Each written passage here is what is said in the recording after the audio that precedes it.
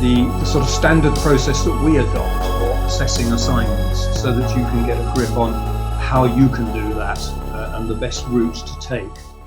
What I'll do is I'll share with you in a moment a couple of documents that I would use and explain to you how we would apply those principles to the actual assessment of an assignment. Now, clearly, one of the fundamental things with any assignment that we have, and I guess you'll have exactly the same problems, is that sometimes there is a little bit of a language issue, particularly for students who perhaps English isn't their first language. And you have to be fairly sensitive about this. There is an allowance that can be made for language usage. It's down to common sense, really. The principle that we use is that as long as a student has managed to put across their ideas in a way that we can understand and the way that we can follow, then that is acceptable. What we don't want to do is to penalise students for minor grammatical errors and things like that. So just be aware that there are language allowances that one has to make. You'll know your students, obviously, fairly well, so you'll know their ability in terms of language. But I would just point out that this is something that there is a little bit of tolerance in this, and common sense has to prevail. Clearly, if you can't understand what's being produced, then that's not acceptable. But if there are minor errors, then one shouldn't get too bogged down with that. So let me begin by looking at a particular assignment, a particular assignment draft. So I'll just see if I can share the screen here. I should be able to do this, I think, with a bit of luck. Will I be able to? Let me just see. Let's see. Does that now come up as a document? Are you able to see a document now? Yes, I can see. Yes, you can. Brilliant. Okay. So this is, I'm just going to pick a random level 4 qualification. This is the assignment specification document that you will have. It clearly lays out all the different assignments in this section here, from here downwards. And I'm just going to look at one particular one. Let's pick the business environment as it's the first one. So this document, as you probably are aware, gives you the framework for the assignment itself. It breaks it down into the learning outcomes. In this case, I think there are 4 learning outcomes. And each learning outcome is then broken down into the assessment criteria. Now, these are the things that we need to look at, and this is what we need to make our judgments against. In the case of the business and management, we've got 3 levels. We've got the pass, we've got the merit, and we've got the distinction, which I imagine you're familiar with. Do stop me if there's something you're not familiar with. Please jump in if there is anything. But we are looking, for example, for a student who wants to just get the pass grade, at the student meeting all the criteria in this column marked P. And that is the crux of the whole matter. They need to meet these criteria. And what I mean by meet is to be able to demonstrate clearly that they're able to carry out the particular task required. So, for example, in this first one here, they're required to explain the different types of organizations. So they would need to explain in sufficient detail to demonstrate a clear understanding of different types of organizations and, where relevant, the application of that. So they might include examples and so on. Now, to achieve a pass grade, the student must meet all the criteria within that column. So they must meet the 3 for learning outcome 1, the 3 for learning outcome 2, the 2 for learning outcome 3, and the 3 for learning outcome 4. So they must meet every criterion within that column. To help the assessor or the marker to determine that, because obviously this is quite a subjective thing. What one assessor may feel is an adequate discussion, another may not. So we need some sort of guidelines. And the guidelines that we would use are based on 2 things. Firstly, the section marked indicative content below the table, which identifies the key areas or the key topics which have been covered within the learning modules and which relate to the specific criteria. So, for example, as we saw in 1.1 just now, the task was to describe different types of organizations. Then there is a brief bullet point here, which indicates types of organizations that must be covered. So the student needs to consider all those areas, those types of organizations in that bullet point. There's 5 listed there: private, public, government, voluntary, and charitable, and they must adequately describe each of those. If they only cover, for example, private and public, which is a common mistake among students, I find, they just look at those 2 categories, then that would not meet the criteria. So they would need to discuss each of those 5. They can discuss other ones, of course, but at least those 5. Similarly, as you go down through the indicative content, the next topic involved the purposes of organizations, and listed here is quite a comprehensive list of possible purposes for organizations. The student needs to demonstrate that they understand that organizations, yes, are predominantly to make profit and growth and so on, but also they should identify that there will be other purposes that aren't necessarily financially related, or at least not directly. So, for example, they'd be looking at ethical considerations, social responsibilities, the environment, and so on. So it's important that they identify these sort of elements. And when we're marking, we'll use this indicative content as effectively a checklist to ensure that they have covered the necessary topics within their responses. And you will see that the indicative content is laid out in such a way that there is effectively a bullet point linked to each of the criteria in the list above. So if we just go back to the list, you can see here for 1.1, explain the different types of organizations. So the explanation needs to be detailed and, as I say, demonstrate understanding. The second criterion is discuss the purposes of different types of organizations. So it links to that bullet point that I just referred to. And again, it's a discussion, so there needs to be a little bit of free flow of ideas within that. It would not be acceptable, for example, just to produce a simple bullet point list of purposes and just leave it at that. It needs to be a discussion that is sufficiently detailed to demonstrate knowledge.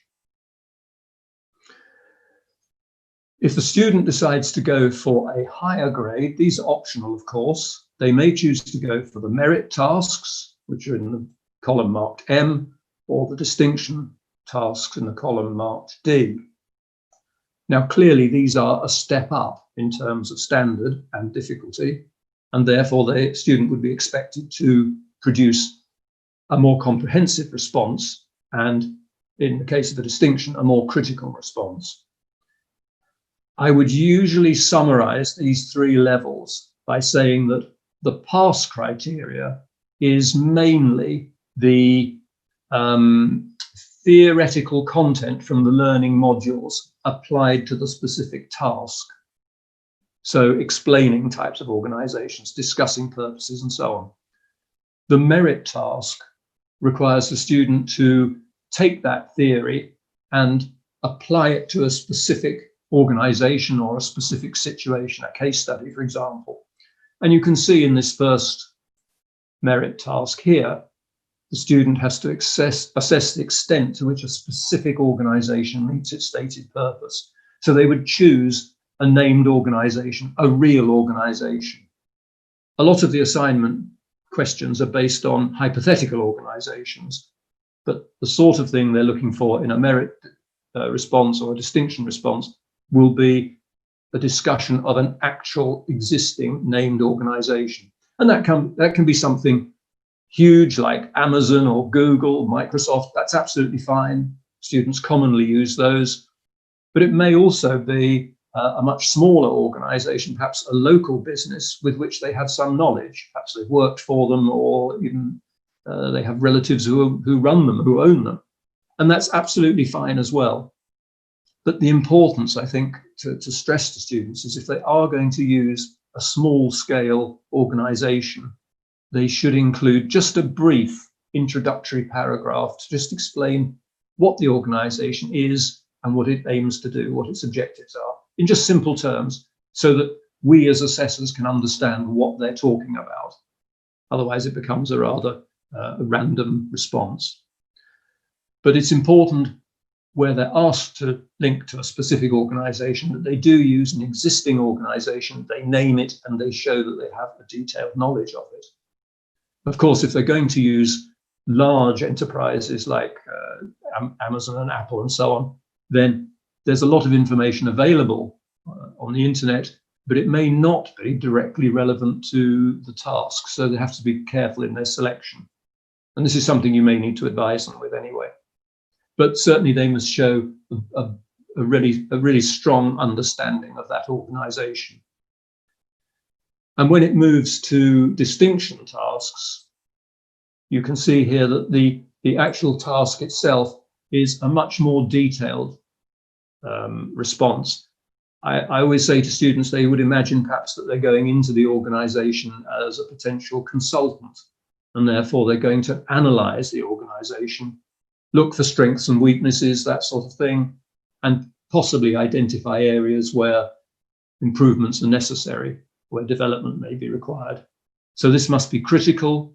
It needs to find positive and negative things about the organisation and come to conclusions and judgments. So the distinction task is considerably more demanding, and rightly so, because it's the highest grade the student can aim for. So that gives you an idea of the differential between the three levels, the three grades. And the important thing is that in order to achieve a pass, as I mentioned earlier, you must meet all the criteria in that column. To gain a merit, you must meet the criteria in the pass column as well as the merit column. And similarly for distinction, it needs to be all the criteria in the three columns. Is that okay? Is that clear? Are you happy with that? Yes, so far. I just want to ask one question in here. Do you want to ask now? Do ask now, no problem. Okay. Okay. In the merit, you mentioned that, there is a specific organization they're going to speak about, they're going to write about. So is it necessarily have to be on each and every type of organization, or only one organization they can speak on? It'll depend very much on the task itself, but generally speaking, it's just on one organization. No, they don't have to look at a specific organization for every type of organization. They don't have to look at a specific named enterprise. The task will explain exactly what's required, so that will be clear within the assignment brief, which we'll look at in a moment. But you're quite right to mention that. In most cases, a merit or a distinction task would ask you to choose one specific organization and discuss that one. All right. Yep. Okay. So that document gives me the framework for the assignment in terms of the learning outcomes and the assessment criteria. And then what I must understand when I'm looking to make an assessment is what are the requirements for each criterion, and has that student met it? And remembering that they must meet all of them, I can then make the judgment of a pass or a higher grade. When you are marking an assignment, you'll be filling in a feedback form. Again, I'll show you an example of one in a moment. And that feedback form will indicate to the student whether they have met the criteria or not. And if they haven't met a particular criterion, then you would leave a comment within that feedback form to indicate just briefly what the student needs to do in a resubmission to meet the criteria. And it's important that that does give them some indication, give the student some indication of what's needed. As I say, it needn't be particularly lengthy, a sentence or two is fine, just to point them in the direction of what the problem is. It may, for example, be in that first one, very simply, that they haven't explained a sufficient number of different types of organisation. As I say, that's a common fault that students will make. The other document I want to look at is the actual assignment itself, the assignment brief. So if I just change documents And this should now come up as the assignment brief itself for this particular one. This is the business environment one again. You'll see that it starts off with a brief scenario. You're imagining yourself placed in a hypothetical situation. All the assignments follow the same format, by the way. So you're imagining yourself working for a particular organization, in this case, the CBI, and you're preparing some notes for a series of lectures and seminars for new business developers. And as part of that, you're going to be asked to do a series of tasks. Now, these tasks relate directly to the assessment criteria we saw before. So you can see in task 1, the first part is very familiar. We're explaining the different types of organizations and then discussing their purposes. This is what the student will tackle. So they'll see that the first task consists of those 2 parts, linked by that coding system there to the relevant assessment criteria. That's more for the students' just own reference, really. And that will be followed, if relevant, by a merit task or a distinction task, depending on the actual assignment itself. So it's quite clear to the student which bits they're supposed to tackle. If you look below all the tasks, there is a further section, which again, I want to just point out because it's particularly helpful. The guidelines for assessors section is designed to just give the assessors a reminder of what they're looking at when they're marking a particular task. I always think that the indicative content we saw earlier gives you an indication of what must be covered, whereas the guidelines for assessors provides a few notes about how it should be covered.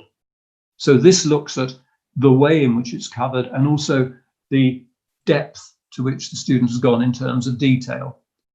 So if we just look at task 1, the column of suggested evidence for a pass, this reminds me that the response must be in a particular format. This particular one requires a presentation with supporting notes, or materials for a presentation with supporting notes, and importantly, appropriate for the audience given. Now, I point that out because one of the things you should be looking for when you assess responses is, has the information been presented not just to demonstrate a good understanding on the part of the student, but also with a sympathetic view to the expected knowledge of the potential audience. For example, if you're asked to produce a presentation, let's say for senior managers, the content would be very different to a presentation prepared for, say, students in a local school or college, because their business knowledge would be far less than the senior managers. And that's something that the students should take into account. They should understand that there will be a difference in the expectations of the audience. And the rest of the notes here simply reinforce what we've said before. In the explanation, there should be a range of examples. So this comes back a little bit to the question you asked. In this particular case, you would be expected to include a range of named examples of organizations. No detail about them.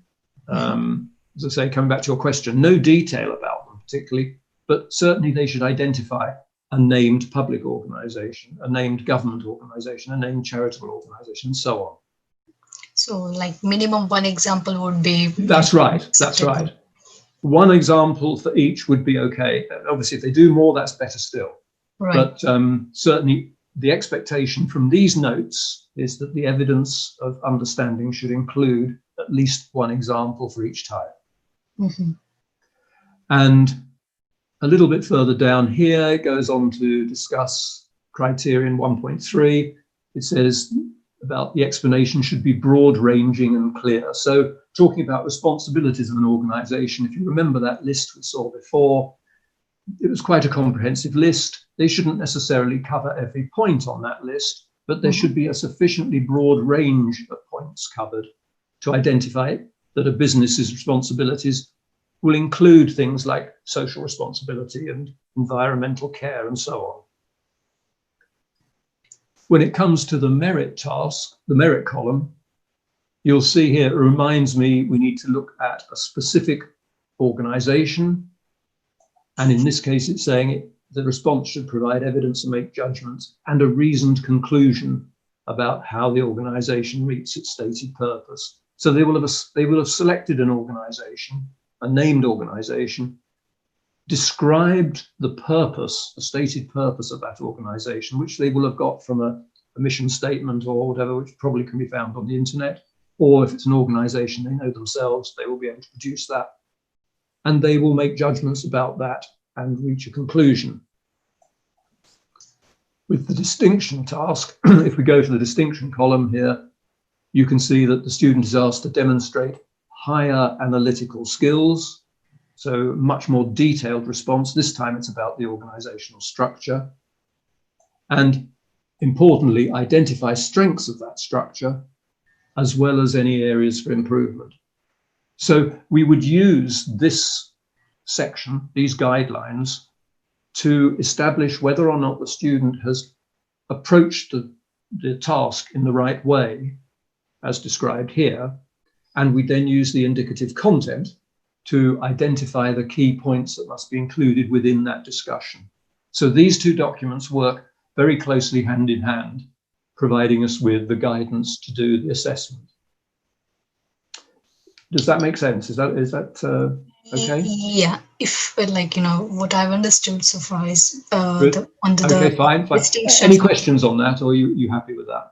Yeah, I mean, I'm just repeating that if I'm not sure whether, that's what I've understood so far. Okay. The distinction one, as you mentioned, the learner should identify the strengths as well as an areas for improvement. So there will be discussion upon organizations, different types of organization which they are explaining about, and the strength of those organizations and what are the improvement they have to be made in those particular organizations. That's right. You see, that will be stated within the actual assignment. Okay. If we look, for example, at this first task here, then the pass students, the students who are just looking at a pass grade, will focus on these two questions, which are more straightforward. Just remembering clearly that they have to do the presentation with supporting notes. Right. As stated there. Again, a common mistake, just sidetracking a bit, sorry, but an important mistake students often make is they'll produce the notes, the supporting notes, but not a set of slides. Right. And it is important that they produce a set of slides. I would always suggest a fairly short set, perhaps 10, 15, 20 slides maximum. And keep that simple, bullet points with keywords and phrases. That should be enough. But the supporting notes would act almost as speaker notes. Not necessarily a script, but certainly the notes that the speaker might use. Okay. So the combination of the slides and the notes provides the material that you need for this bit. Okay. But when it comes to the merit task, you see here it's saying in a little bit more detail, if the student's going to go on to do this task, they must analyze the extent to which a specific organization meets its stated purpose. And they recommend that you choose an organization you've worked with or one that you can research. Right. So the task does explain to some extent how far the student needs to go. But I still would recommend pointing students towards this section as well, the guidelines for assessors, because they will see what we are looking at when we mark them. Okay. Yes, absolutely. Just finally, the other document to look at is an example of the feedback. And I think it might be useful just to look at one of these, just to give you an idea of what comments might come back. This is a level 7 one, but it doesn't matter. The principle's exactly the same. This is one I was literally working on yesterday. I just thought it might be worth looking at. You'll see for this particular student, A is achieved and NY is not yet achieved. So the aim is to get everything in this column ticked off.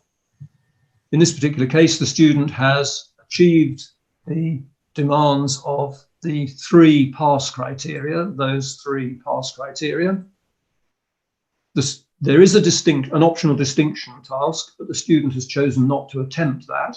So that's not a problem, we just leave that. And the comments just simply reflect that the student has done the right thing and appropriately answered the question. It's a good idea to include in the feedback acknowledgement that they have produced the right format. Mm-hmm. And we tend to follow the practice that if it needs a presentation or a report or something, we'll just indicate that and say it has been provided or not provided, as the case may be.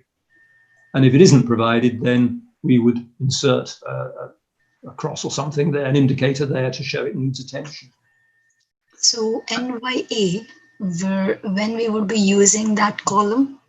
If a student hasn't achieved the criterion, hasn't met the criterion, then you would use that. For example, here, this student, the task was to evaluate approaches to conducting an external environmental analysis.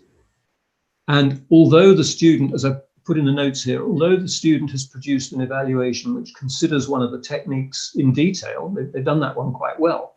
Mm-hmm. They haven't included haven't included other approaches that they could use. So I've just made the comment there, but should also include other approaches to external analysis, and then given an example, competitor analysis in this case. Okay. And so I've indicated that this hasn't been met and that the student would need to do additional work there following brief guidelines, the brief note next to it. And how about the previous one, that where it has written NA, that is not Right. applicable? This just means that it's not applicable because the student hasn't chosen to do the distinction tasks. So therefore, I wouldn't say they've not achieved something, they've simply not attempted that. So this would not be eligible for a distinction. Okay. Okay. Yes. I've pointed that out by writing that the learning outcome has been met for a pass, Mm-hmm. not for anything else. In this second learning outcome, again, I've indicated that the briefing notes that were required have been provided. That's just the text content, that's fine. This is my area of concern, which I've marked in the not yet achieved column, the NYA column. Mm-hmm. And therefore, at the bottom there, the learning outcome has not been met. So the student will know straight away that hasn't been met, and they can look to see what's in the NYA column that they need to look at. Mm-hmm. It goes just quickly looking at the next learning outcome. You'll see in this case, the requirement has been met. They've provided the section of an information file, but the first criterion has not been achieved. It's not been met on the basis that those notes suggest the details of consumer behavior weren't adequate. So the student needs to do a little bit more. Therefore, the learning outcome has not been met. But you will see that this particular student has attempted the merit task. Right. So I would mark that. I would indicate, in this case, it was well done. So therefore, the cross is in the right place. It's in the achieved column. But obviously, since they haven't managed that criterion, then it's still not met. Mm-hmm.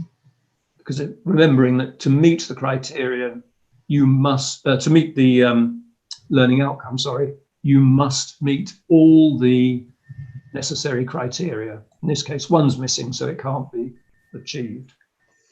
Even a student has, attempted, half of the question, in the 3.1, it's mentioning analyze the role of marketing research process and its relationship to consumer behavior, right? Yep. So there are two questions, if we can say in one question. So yes, it must do both. Student must do both. Must. Okay. Yeah. The point with something like that is the role of the marketing process in this case is almost the introductory bit. Right. And then you're going to move on to say how it relates to consumer behavior. So it's a combined requirement there. Mm-hmm. Okay. Yes. And then when you go through to the end of the feedback, there's a section indicated here at the end just to summarize the outcome.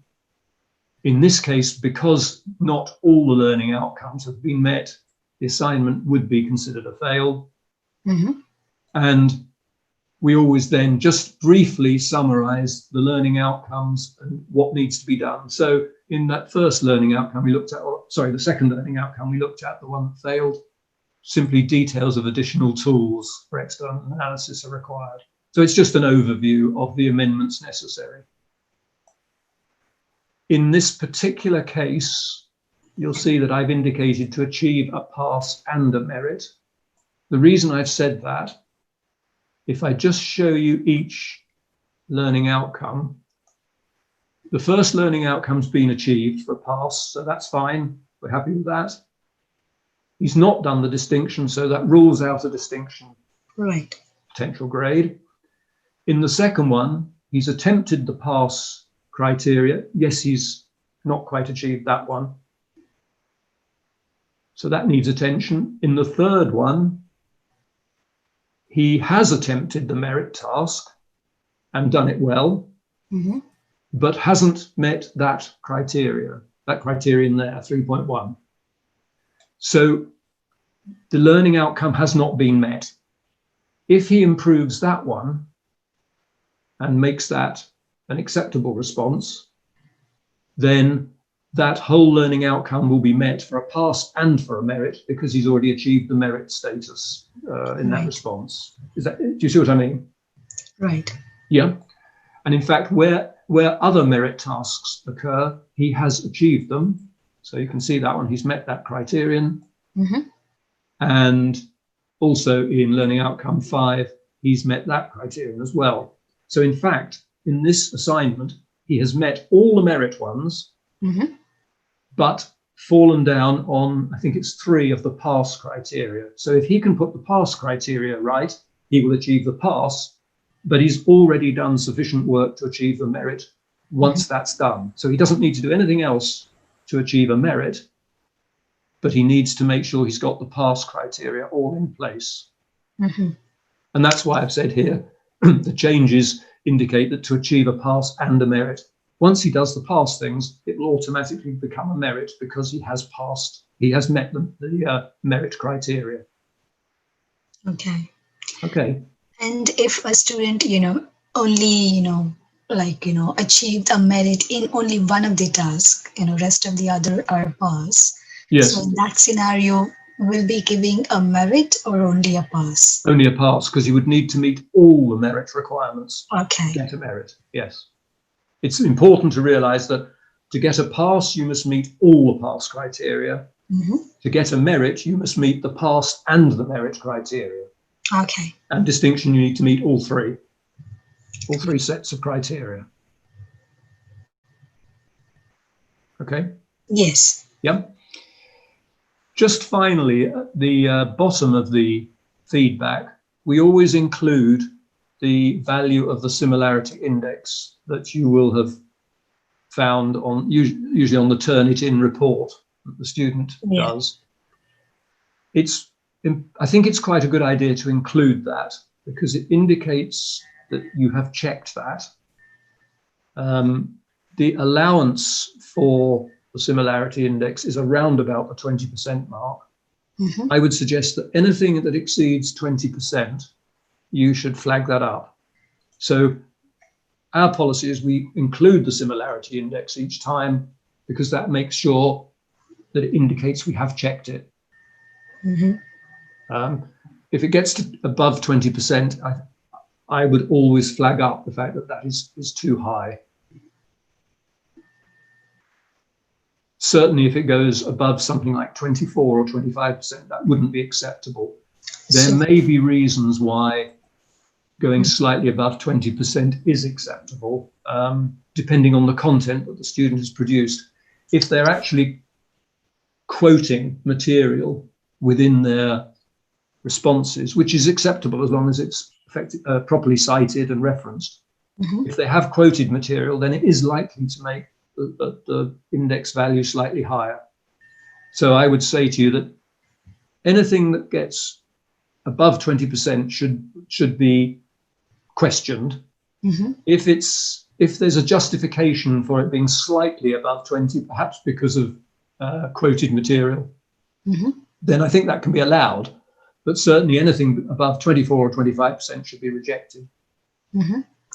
And are we gonna like mentioning about, anything, or just we need to writing about similarity? And What I tend to do, my own personal way of dealing with this, and I think a lot of the others have followed this, is simply if it's 20% or slightly over, I'll put that in bold so it stands out, and I'll just leave it at that with no comment. Okay. As long as I can justify that in terms of quoted material. But if it's beyond, say, 24%, then I would put a comment saying this is unacceptable. Yeah. Mm-hmm. So a little bit of leeway there, depending on how the student has answered their questions. Right. And that really is how we do our feedbacks. The most effective way of doing the feedback, to use a system like that, to use this clear structure. It's easy for the student to understand. They can simply look at those two columns, achieved and not yet achieved, and the reference to each learning outcome, whether it's been met or not, gives them a clear guide as to what they've achieved. Mm-hmm. Okay. Thank you, Mike, for your time. Appreciated, and we wish you Merry Christmas and Happy New Year in advance. And to you, good to speak to you, and all the best, and stay safe over this strange time. Oh, lovely. Thank you, Gayatri. Thank you, Mike. Thank you, Baljinder ji. Pleasure. Bye-bye to both of you. Bye now. Bye-bye.